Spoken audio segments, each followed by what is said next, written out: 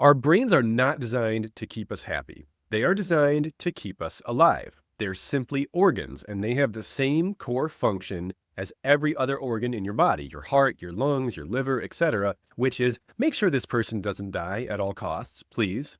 And some of the things that our brains do to try to keep us alive actually end up making us very unhappy because our brains have a strong preference for sameness and predictability and routine. And so we almost all have this inner desire to resist change, even in domains of our lives where we are actually quite unhappy and on some level greatly desire a change. It's not that your brain wants you to be miserable. It's just that it doesn't care that much. It just wants to make sure you don't end up in a situation that it thinks has a likelihood of prematurely ending your life, which in theory is a great thing. Like, you don't actually want your brain to constantly encourage you to put yourself in life-threatening situations, right? But the problem with this function is that our brains are very, very risk aversive. They are unlikely to encourage us to move forward or make a change unless they feel almost completely secure that nothing bad will happen to us as a result of that change. And they don't use accurate data sets to make their predictions. The information inside of your mind that it draws upon when it tries to tell you, like, how do I think this thing is going to go, is a bit skewed because it doesn't always interpret past experiences correctly. We all have things called belief systems, and belief systems are the rules that we understand or operate by for the parts of life and the world and society that cannot be objectively proven true or false. The ways that we adjust to and adapt to the ambiguous or subjective parts of our experience. So your belief system is almost like an operating system. So like on phones, right? There's iOS, there's Android. I think maybe there's still Google phones. I think Microsoft phones don't exist anymore, but they're different operating systems, different interfaces through which you access the internet and text messages and phone calls and things like that. Your belief systems in your brain are sort of like an operating system. It's the way you interface and interact with the rest of the world. And it's the lens through which you see the world and the actions of other people. So religion is a belief system. Politics are a belief system. Some components of your identity are a belief system. Now, some components of your identity are objective, meaning they are factually correct. Like, you have a social security number. That's not a belief. Whatever you know it to be, that is its number. You have a height. That's not a matter of opinion. It's a statistical thing that can be measured. But a lot of who we are is subjective, meaning you can't prove it, and it's something that might look different from one person to the next. So, like, how likable are we? How successful are we? These are not things that have universally agreed upon definitions. And so these are questions inside of us that we have to ultimately answer for ourselves, but we answer them through a very risk-aversive brain that doesn't always make accurate predictions. And that can really screw us up when there's a part of our lives where we desire change, when something in our life is not going well and we want something to be different. Because your brain will almost always encourage you to keep everything the same. Don't mess with it. Don't rock the boat. Don't take chances and don't take risks. A great example of a belief system that doesn't always draw upon accurate data, and I'm sorry, I'm going to accidentally call a few of you out here in a way you probably did not expect, is sports fandom. Especially, well, I'm sure it's true of all sports fandoms. I'm just going with the one I know the best, which is football. If you know any Cowboys fans, I'm sorry in advance. Every year, Cowboys fans, in my opinion, this in and of itself is probably a belief system. I see this more from Cowboys fans than any other NFL team. You always hear the Cowboys are going all the way this year person, despite the fact that there is really no compelling evidence that the Cowboys are in fact going all the way this year.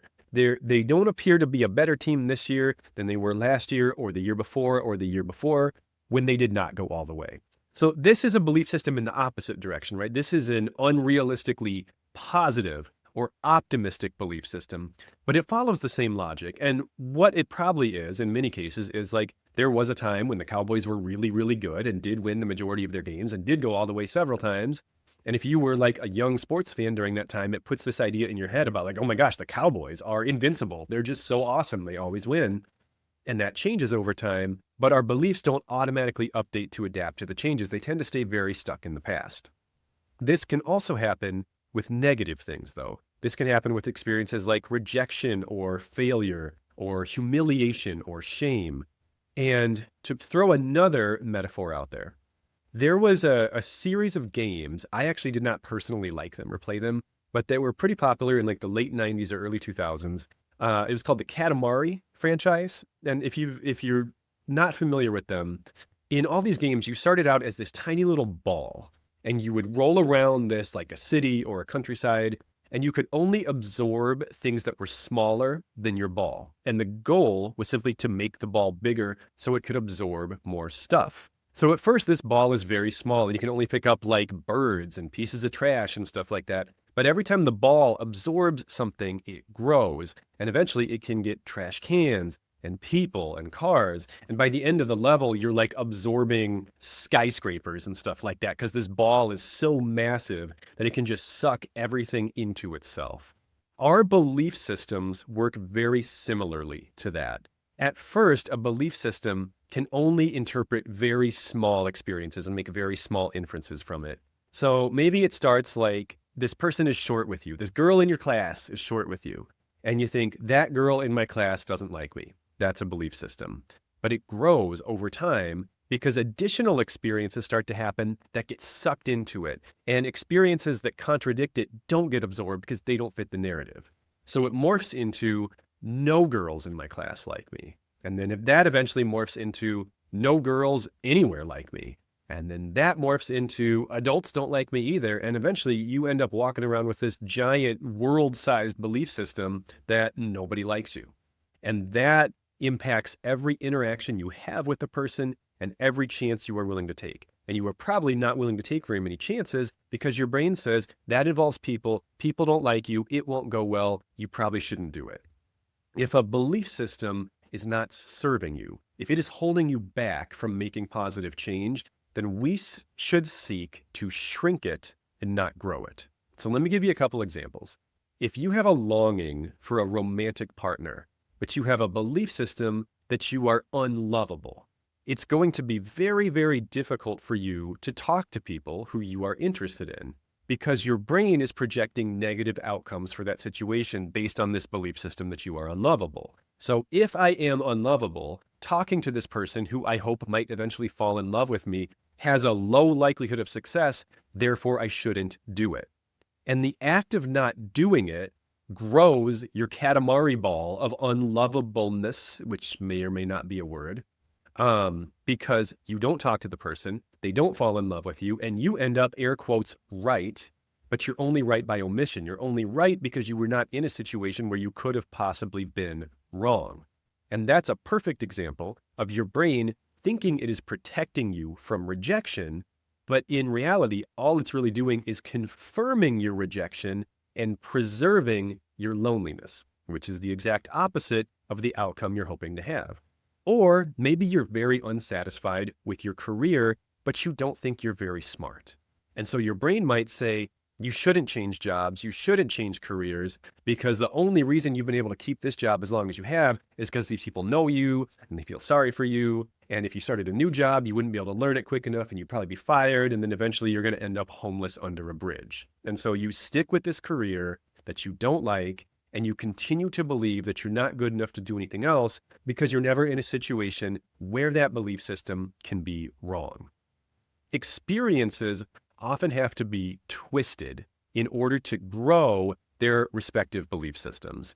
And in psychology, or really in all therapy, we call these twists cognitive distortions or thinking errors. In the TV show The Office, the character Michael Scott has deep insecurity about his appearance. And at one point in the show, well, actually at a couple points in the show, he is dating another character named Jan, and Jan eventually breaks up with him. And Michael assumes it is because he is unattractive. And they have sort of a postmortem about the breakup where they talk about why they broke up. And he says something about, was it about my looks? And Jan says, no, it had nothing to do with your looks. And he's visibly relieved. And then she goes on to say a bunch of truly horrible things to him, like, it was because you're stupid and you have terrible body odor and bad coffee breath and a bunch of things that you would think would really hurt a person. But Michael's also a little bit oblivious and he doesn't care about those things. So all he hears is, I'm attractive. And so that interaction challenges the thing he is most afraid of. He doesn't even hear the rest of the conversation. So it gets twisted to support the belief system. We can shrink belief systems through the use of accurate, scripted responses for recurring scenarios we find ourselves in that strengthen the belief systems. So let me give you an example. When you face rejection of any kind, even just in your own mind, it probably perseverates a belief system around not being good enough, right? I'm not good enough for that job. I'm not good enough for that friend. I'm not good enough for that partner. Our brains make it a matter of skill and like quality. And in reality, most unsuccessful relationships of any shape or form have nothing to do with your quality as a person and probably have much more to do with how well you fit with that particular person or organization. Relationships and connections between people and organizations in general are qualitative, not quantitative. It's not about were you good enough, it's about did you have the specific things that that person was looking for. If you didn't, it doesn't mean you weren't good enough for that person. It means you weren't a fit for that person. This is one that stumped me a lot, and I used to have a huge complex about this because when I started dating and got rejected or dumped, I was the kind of person who would pay very close attention to like, who does this girl end up dating after me? You know, like who was her choice if it was not me? And I'm not trying to be mean, but when I saw who they ended up choosing, I often thought, I'm lower on the totem pole than that guy. And even for someone who already struggled with low self-esteem, I thought this is even worse than I thought, because I thought I was at least like on that guy's level. And if she has chosen him over me, that means he's better than me. And so that really hurt my self-esteem. When in actually what was happening is these were people who were just looking for different types of guys than me. I won't tangent this too far, but I had a problem because I was in adolescence, I was really attracted to like alternative girls, you know, like goth, metalhead, punk. But I didn't really have the personality type that most girls or women who are in those subcultures were looking for at that time. Those girls were not looking for a nerdy, introverted homebody who like wanted to go for a walk in the creek every now and then. They wanted, at least in my geographical area, they wanted like party guys and rebels and extroverts and just not me. And so I constantly thought like, I'm just the worst. I'm not good enough for any of these people. And it was all just simply a matter of fit. I just didn't have what they were looking for on a qualitative level, not a quantitative level. So almost every unsuccessful relationship can be accurately summed up as this just wasn't a fit. And when you classify unsuccessful relationships using that framing, it will actually shrink the Katamari ball of I'm not good enough, because it's an experience where you didn't achieve a desired outcome, but it didn't get sucked up into this belief system of I'm not good enough. You had a different explanation for it. And so this deflates a little bit. And over time, it can dramatically shrink that belief system. Give you a couple more examples here. I'm not going to be able to come up with, every possible belief system, of course. But just to give you a couple more walkthroughs of how to use this tool. When you face criticism from other people, and they may not say it this way, but what you might hear in your head is like, that's a bad idea, that's dumb, that won't work, that's stupid, you're stupid, why are you doing that? And all criticism from other people ultimately means at the end of the day, a way that you can accurately interpret and file it away is, I am doing something different than what this person would do in my situation. And depending on who that person is, you might want to pay attention to that. If that's a person who has achieved or accomplished a lot in a domain that matters to you, then their feedback might be very relevant to you. But if that's a person who has never tried to do what you're trying to do, or who you would consider to be unsuccessful in this domain, then maybe you doing something different than what they would try to do is actually the point, and is actually something that can strengthen a positive belief system for you. So to give you an example, when I first started writing my first book, there were some people who I told that to who basically weren't very supportive of it, didn't seem to think anything was going to come of it. And had I listened to those people, the book would not exist, and I would not have been in a situation where I could actually prove to myself I can write a book. Because I had really no reason to believe that. My only writing up until that point had been like research papers and stuff, which is a completely different thing. So the only way I could ever find out, is it true that I can't write a book, is by trying to write a book.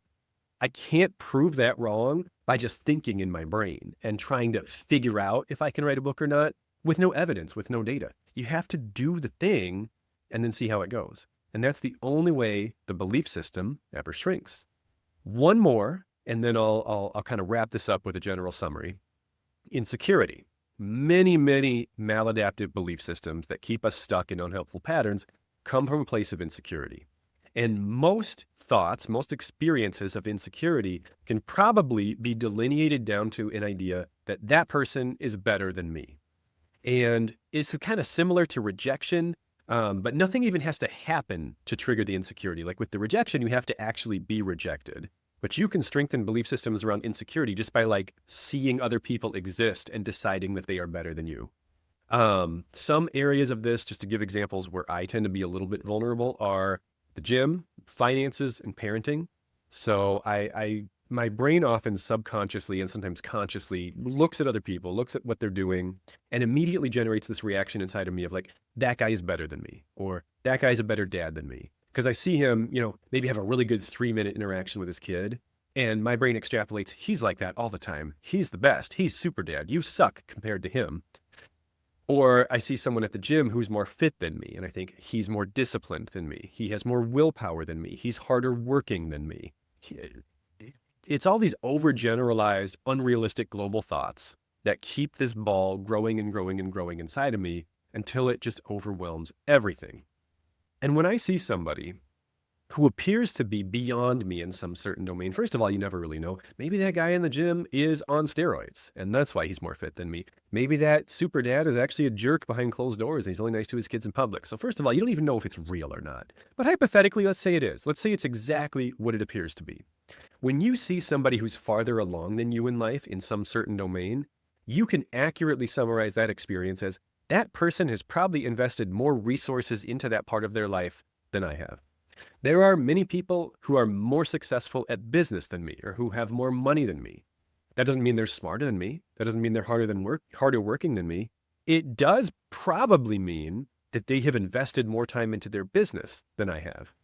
But somehow when I say it that way, it doesn't really sting that much. It's like, well, duh, of course they have. I haven't been doing this for very long, and I don't really know what I'm doing yet. So it makes sense that there are many people more accomplished than me in this particular domain. And that doesn't really say anything about me other than just that I'm kind of new at this thing.